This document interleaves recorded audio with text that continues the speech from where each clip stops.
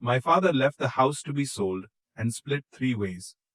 My brother moved in the week of the funeral and stayed for 3 years, telling everyone he deserved it more.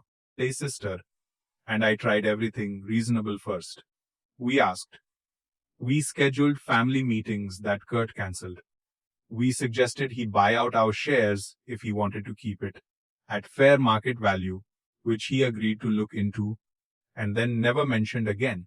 Every conversation ended the same way, Kurt implying that because he'd been the one really there for Dad at the end, he'd earned more claim to the house than the will actually gave him.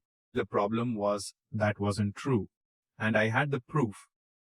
I'd been the one handling Dad's hospice care coordination for the final 8 months. Kurt visited on weekends sometimes. But arguing about who loved Dad more felt exhausting and ugly, and Kurt knew we hated conflict enough to avoid pushing too hard.